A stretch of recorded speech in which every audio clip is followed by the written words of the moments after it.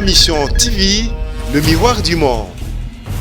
Oui, mais les lois généraux, bazongeli koliambonga ba sergent, ya ba caporal, ba adjudant pour konanko. Et jusque là, les chefs de l'État ne s'expriment pas. Et là, pour ma famille, bah, tu es lingate, mais na comprendre était gentil ngobila koti makambali bala juna jana ko bossa na kina wileli ma yeso tonda. Et l'eau quand il est lingae. Donc on a comprendre la montée. Je pense pas que la constitution définit que il y a que X, Y, Z qui n'est pas comme ça l'état de la nation. Ngako tunde na zaba doit rotala ngaba lingaka na lukambongo. Pour ça un point de presse, ngapa na ça l'état de la nation. Est-ce qu'on y a vu quand passé na bonne année Kabila va kenda ba accès $20, $20. Il y a moi casé mon gars bière na tous les soldats, na ba policiers pour ba fêter na ba na ba basi na ba. Mais les ba qui samité. Et alors ba sala nzambete ba zola ta ba veste ba fleur na ba soulian ngeli non. Je parle ba sala nzamba solo le ba pasteur Walesa. L'Assemblée nationale a plus de 300 ba sala campagne. Mais ba combo na bango ezana parce que bilongi na bango Kabila sepela na ngo choix ezate. Parce que ça c'est il y a un problème. Parce que China Rambo sera lotio. Lobby Paul to soit mbamo comme autorité morale à FCC. Lui il fonctionne comme ça. Donc il y a la prime là, oui. Ouais. Ça calme pas sur la prime. Donc ils c'est moto. Parce qu'on a un ministre pour na 6. Pour na pe fona bala na mbonga l'état. Na bundi mingi pour na mboko. Félicitations au gouvernement et à Félix malgré que la plupart des ministres aussi sont des incompétents, bah on comprend rien. Mais le qu'on dit na CPA na monté na discours quand le chef de l'État dit que on doit cajoler les élus et les élus des élus, ça veut dire que les députés nationaux ba sénateur ba tchabango à l'aise. Non. Ça veut dire que ba kiosque nyon soboye ba kina foire ba kuzu ba hôtel eska ba chèque ba zovana pour kuzu ezalaki na fiki même ba ministre ba zoya na kuzu 6 millions wana ba kopé sango na capitale et koki ko aider na cadre ba curage assainissement ya ville à Kinshasa. Et la monnaie programme ngo komi annulé. Na monnaie programme à 6 millions komi annulé d'après les informations à ma possession. Et ça priorité. Ba koko ça la fête ndé ba kinda so la bomba ina kingakati. Ba ko zonga pe na kingakati ba bomba le ba mairie champagne ça va déranger personne parce que bolingo ezara jamais à mokili mobile. Bolingo ezara 2 personnes. C'est que moi j'éclaire dans cette histoire d'amour un jour bakawan. Na botama le 28 décembre. So pour remémorer papa le manu nazo cadeau et ça a appelé. Mais pas charité, pas charité. T'es pas charité. Là ta ceinture blanche na 60 ans là kuna na wakendete. Ma mission TV, le miroir du monde. Mbote la balignon sont comme d'habitude bolanda to soit pour la tranche na bino ya bakino balobi to souhaiter vraiment bon guérison na hérité kanu ozo be la do diarrhée bête sérieusement pendant tamulai to ebete nzambe ya wale sa jui atiner des vaccins de Jessica za pabika le loto ya mimo na mboka Timothée Lenoir mais ya moto to banda lisolo na ndeko na Timothée Lenoir to yeba pe lo mona Congo les politiciens congolais ceux qui a commis ministre lelo alukara ali ya mingi c'est ça le mal. Le coup là batu oya ça qui est terrible le ministère du commerce extérieur et le ya pas ces qui moi la maïta on va tirer kuna ça là intérim asi na contrat mon boya batu moi libana baba na ko importer sucre ba ya na 100 000 tonnes na mbula moko mais nzoka ne kuilingo on a biso na Congo et ça est produit 80 000 tonnes na ni moko wana société la biso mo ya ba congolais.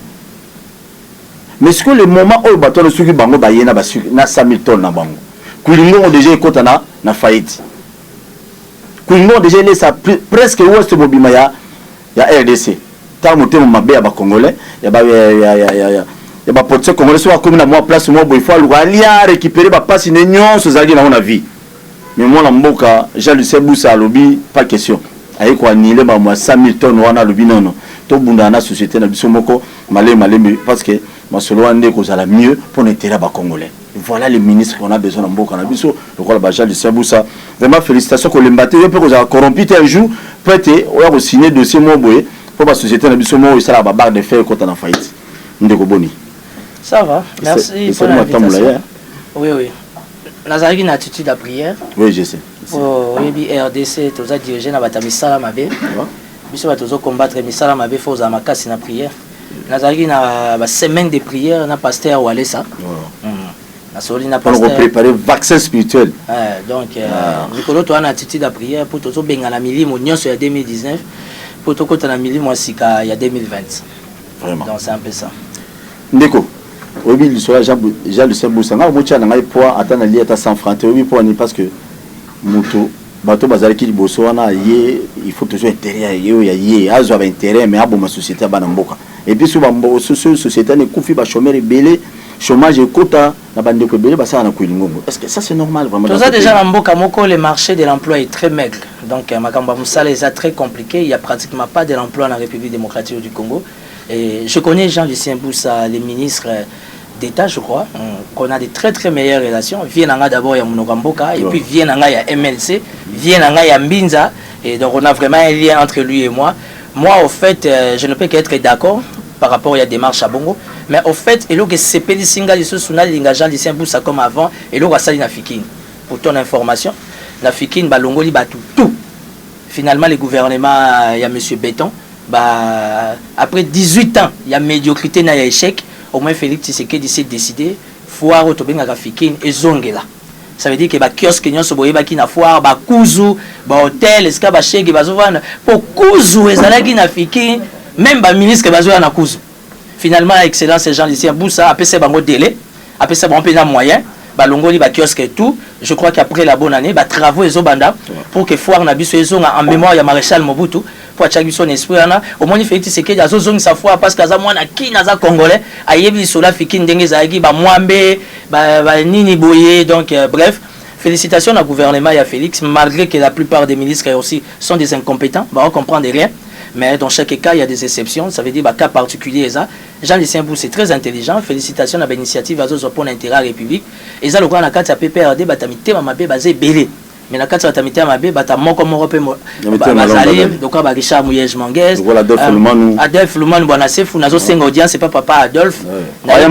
Nabi Keyom Tozo Tchelanga Bakal, mais je le verrai kaka. Je suis exaté. Donc voilà quoi. Ok. Merci beaucoup, chef de l'État. Tout ça, le discours à la nation. Mais discours en tout le monde dit la promesse au Kabila promet Kabila tant azala dirait parce que là la promesse de bakine belé bazo banga déjà makamango be ko kisamate en politique en République démocratique du Congo il y a un principe. Le principe est purement spirituel. Les Congolais bazalo kwa na Bible nde Bible loba biso batu lingaka o efra par na miso. Congolais ngaka o efra par na miso pe na matoi. Donc il est du devoir du chef de l'État de faire des promesses, ce qui est normal, nous sommes en politique, il faut ça, ma promesse. Mais il y a que c'est pas le discours, on a parce qu'on a retrouvé touche à Moutoumou, on a 4. On a retrouvé touche à Vitalo. Oui, Vitalo. Oui, Vitalo Caméré. Voilà. Il est le chef de l'État. Il faut que comment les a Vitalo. Oui. Bon, voilà. On a passé combat Vitalo. Et alors, on a dit quoi, 10e il va passer Fachi combo béton. Et alors, on a tapé PRD, va passer Kabila combo Chine à Rambo. Ngana bakiseli Kabila mukamate et na jusqu'au non c'est un bon président c'est un bon président mais entourage des allemands Joseph Kabila coup de chapeau ba courage belé 2023 pe mana nuke rozonga te na 2023 Kabila face zelana ngana ya ponga fo achanga pe pour na énergie belé donc Kabila Joseph Kabila l'autorité morale de FCC tia Timothée Lenoir point à cause de candidat na commune européenne na ko na ya à cause de ba Némi ba mova ba ko changa poa pour la constituer majorité. Donc aujourd'hui, j'ai retrouvé la touche de Vital Kamerhe dans le discours à chef de l'État. Discours à chef de l'État, c'était un record. Ils ont le discours à Mobutu dans la tribune des Nations Unies. Chef de l'État sali à plus de 2h30, 2h33 minutes. Pardon, ils ont un record. Maintenant, dans la chef de l'État, tout ce qu'il peut faire comme promesse, ils ont droit au nom de la politique. Mais la priorité, c'est à soda. La priorité, c'est à policier. Il fait à personnel médical. Il fait à enseignant. Il fait à fonctionnaire. C'est ce qui constitue un État. Les chefs d'État peuvent bien parler toute la journée. Pardon, ce sont des belles promesses, merci. Mais tout le monde en réalisation, en concrétisation. Parce qu'il y a 4 années, il y a la présidence, il y a 721 conseillers, il y a Moussalate. Il y a un poto. Au lieu de comme partenaire à l'église, il fiancé, la famille belé côté trouble. Heureusement que le chef de l'État s'est décidé à réaménager le cabinet sous la collaboration, il y a Vital Kamerhe et autrement dit Vitalo. Donc, il y a au moins plus de 400 conseillers. Parce que Kabila avait 400 et quelques conseillers. Félix Tshisekedi, comme il parle dans le cadre de l'état de droit, il faut s'attendre à 300 et quelques ou 200. Parce que le président, c'est aussi un peu conseiller, parce que c'est une grosse machine. Ils ont géré Mboka Mounene. Donc, félicitations à chef d'État pour le discours. Félicitations aussi au directeur du cabinet Vital Kamerhe, parce qu'on a reconnaître l'expression, le terme, et je comprends qu'il y a vraiment une franche collaboration. Et vous avez un discours. Oui, intéressant, si on a le temps, mais le qu'on dit dans CPA dans le discours, quand le chef de l'État dit qu'on doit cajoler les élus et les élus des élus, ça veut dire que les députés nationaux, sénateurs, à l'aise. Non, Moi, je pense qu'il faut rejoindre la logique honorable Sessanga. Il faut qu'on soit émolument, salaire, il y a des députés, des sénateurs, des kitisango. Makas, il faut vivre un peu trop bien. Et puis, les sénateurs, les députés, mais comme député de l'Élo au Congo, à cause de 3-4 femmes déjà. Donc, un souci à veste, un souci à chemise, quel sera son état d'esprit. Donc, je pense qu'il faut qu'on quitte ça émolument. Le chef de l'État a privilégié le fonctionnement et l'armée dans la police. La loi dit que les soldats, les policiers, ils ont droit à $9, il y a prime tous les jours. Ouais, ça veut dire que si on multiplie 9 fois 3, ils ont ça à 270. Ça veut dire que les policiers ou encore les soldats congolais ne peuvent pas avoir moins de $300. Est-ce qu'on a vu passer une bonne année, Kabila va qu'il y a accès à $20, $20. Il y a moins de moka bière na tous les soldats, na ba policiers pour fêter na ba na ba mais les lois qui s'amité. Les lois qui s'amité, il faut retourner à ministre de la Finance, ministre de la Défense, qu'est-ce qui se passe, majoration et salamité, dans le salaire à policiers, à soldats, en fait que va fêter pendant que les politiciens te fêtent. Pour ta biso te refêter dans fleuve Congo, il y a pas gros fêter dans bar na bandal, ma melipe moi il faut dans la Kinshasa dans la machine kuna na rai. Kuna bien les amis 500. Oui, il y a un article biso couloir kimbuta ko banga ko yo mela ba beti mulange. C'est la machine normale, la machine normale. Biso to na TV faut ka Gombe ou bien bandal ou bien Kitambo. Moi mboka Martin Fayulu azali moko ya ba député o azali ki mal élu na lokunga photo lo babongo pour le niveau azali ki na candidat président de la République ninga lo ba yemo a gagner ba élection mais moi mboka il les entambo abimaki numéro 1 na lokunga mobimba yé Fayulu abimaki sur 22e sur 14e sur bon yemo yebi autozonga alobi face à discours à la nation. Non, nous sommes en démocratie. Nous sommes en démocratie, Paul Tosoua. C'est comme toi, tu es un citoyen congolais, vous êtes leader d'opinion. L'objet Koko ça a fait point de presse sur l'état de la nation. Je ne pense pas que la Constitution définit que il y a que X, Y, Z qui n'est pas l'état de la nation. On a écouté Nazaba doit retaler en Abalinga, on a Lukambongo. Pour ça a fait point de presse, on a fait ça l'état de la nation. Parce que tant analyste politique indépendant, on a beta ba ya beta, na beta la pe maboko ba beta maboko. Donc bato balanda magazine yo tina poto bato bana ba moyen. Bon, bah, ta poto peso et ça, la qui yo espoir exact. Tu vois, on compte en retraite à prière aux yeux en opété. Donc, nous sommes en train de non, c'est notre balingaramboka, bah, ça, l'ensemble, il y a solo. Et alors, bah, ça, l'ensemble, était, bah, zola, ta veste, ta fleur, on a, bah, soulian, guéling, non. Je parle, bah, ça, l'ensemble, solo, le roi, bah, pasteur, ou aller ça, à quoi on peut s'en moi enveloppe, je peux faire une conférence de presse, on a pu expliquer l'état de la nation, dernier 2019, et les kaki, et tout. Donc, Martin Fayulu ne peut que faire ça au nom de la République et au nom de la démocratie. Parce qu'au nom de la démocratie, il faut qu'il y ait équilibre. Quand on a le pouvoir, on a aussi l'opposition. Et au nom de l'opposition aujourd'hui, Moutazo réincarné, c'est la Mouka au travers Fayulu et Adolphe Mozito. Donc, ce qui Fayulu a ça, comment on appelle, état des lieux, moi étant politique, je ne peux que l'encourager. Mais ça, je ne peux que l'encourager. Mais il y a une bonne foi, au Balingara FCCT, Balingara KHT, Balingara la Mouka T, mais Balingara Congo, Bako Lukanga au travers, Pessingambo. Pour nous, faire ça à point de presse. Pour ma cambo belé, ça normal. Bamboka basoda bazoliamu. Matata politique la biso nini tobenga ngo nini makama ba compte bancaire nini c'était quoi encore la bancarisation. Oyebi que lelo ba généraux bazongeli ko liambonga ba sergent ya ba caporal ba adjudant pour konanko. Et jusque là les chefs de l'État ne s'expriment pas. Oh moi je peux aussi s'exprimer par rapport à la question conseiller spécial et ko réveiller peu mémoire nae. Donc nazolu ko ba moyen ngape na ça l'état de la nation. OK, merci beaucoup.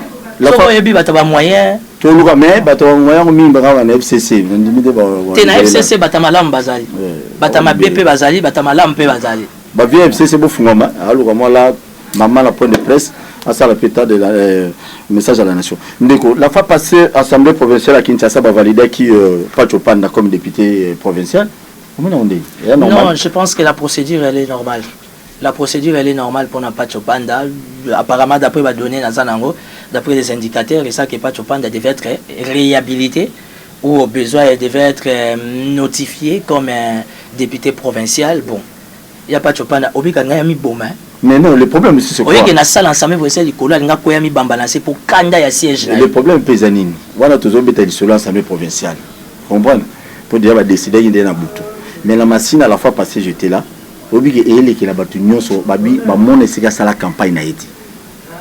vais te dire une chose. Sur le côté de l'Assemblée nationale, sur les 380 et quelques députés, il y a FCC. nayebiso ata FCC ata FCC ata FCC nayebiso surtout sali statistique ata 300 esika basala campagne yeba nango te adoyo ano normal mutu ba voter qui était à cette campagne na masina nazo trouver normal parce que moi je suis quelqu'un de rationnel même mboka itambola bongo mboka na biso eza na ba réalité nango ongana yo to yebi po to vanda kana ba vie wana na Assemblée nationale baza plus de 300 basala campagne te mais ba kombo na bango eza na parce que bilongi na bango Kabila sepela nango choix ezate parce que ça c'est il y a un problème parce que si Narambo sera lotio lobby Paul to so ambamo comme autorité morale à FCC lui il fonctionne comme ça bilongi musu sané CP Sakaye il a préféré que base à la wana mais il y a aussi dans chaque cas il y a des exceptions ba on peut basala qui campagne bon pas chopanda wana vienanga pas chopanda comme un social ngami boma pour na siège na campagne c'est le problème Azaki il est parmi les mauvais gestionnaires il y a ça de Marty donc bon accumulé des malheureusement ata au moins pas chopanda à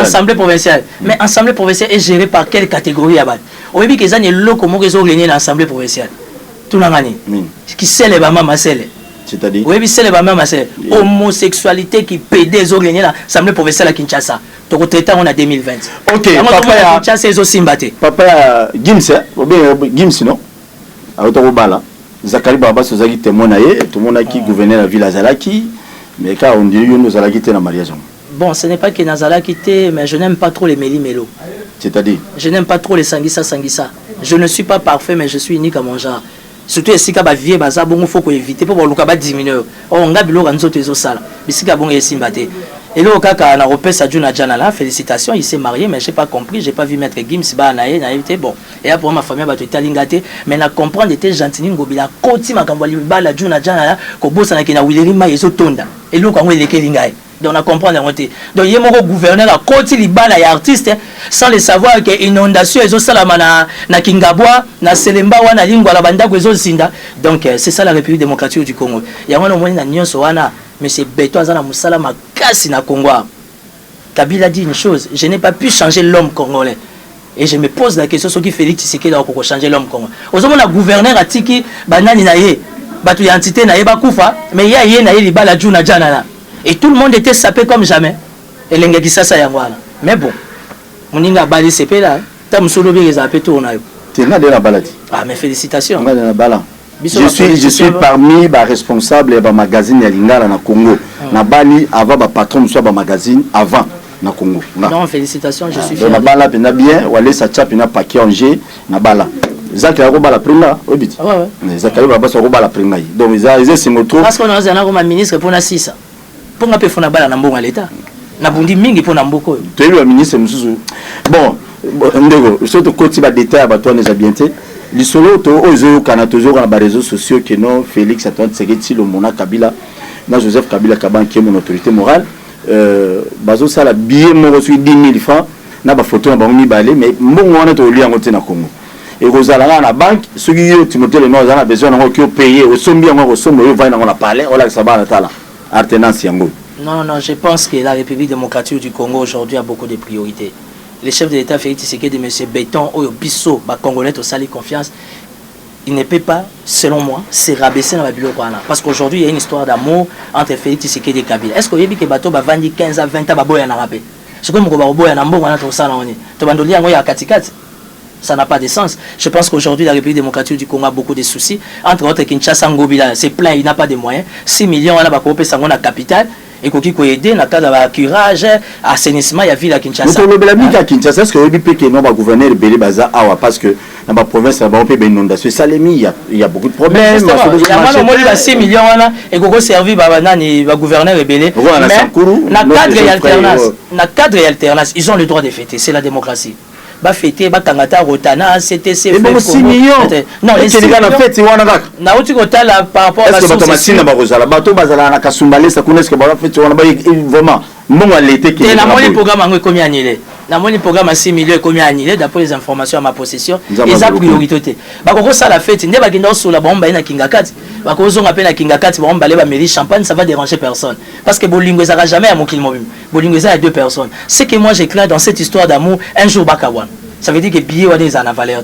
Mais nous attendons des Bakabonate parce qu'il faut aider la République à se mouvoir, à décoller.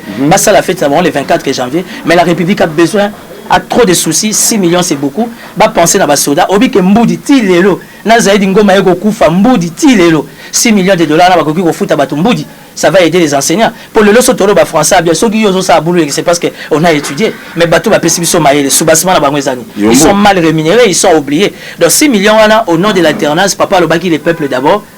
En mémoire, il y a Félix, il y a Anani Etienne Tshisekedi. Je pense que M. Béton a 6 millions, va payer ça à trésor public et aider les besoins aux capital pour la République. Moi, le Basuka, non, merci beaucoup pour l'invitation. Joyeux Noël à tout le monde. Tout ça a dépassé à Noël. Nabotama le 28 décembre. Nazo Lugabatamite à Malam, m'a payé un cadeau.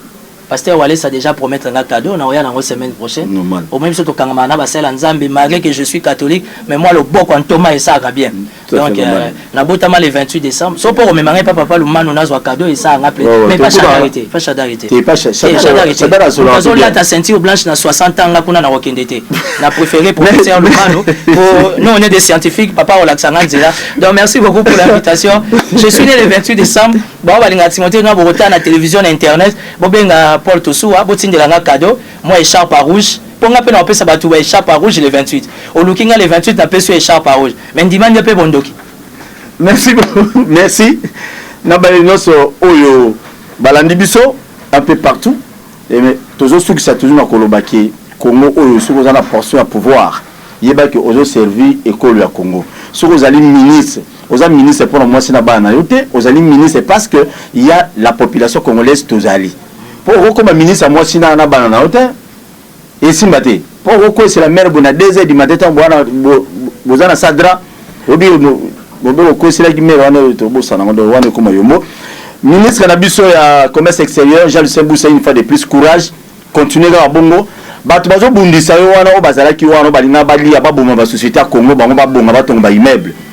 Tobete Nzambe ya walesa akopesa bango ba vaccin spirituel il faut basala ba diarrhée sérieusement. Basala sa bango ta ba AVC. Poete bato ba bundisa Jean-Lucien Boussa bako kai susute batika calmement ça musala na yo pour l'intérêt peuple congolais. Tokuta Nobina invité nous comme d'habitude. Merci beaucoup. Merci Timothée. Ma mission TV, le miroir du monde.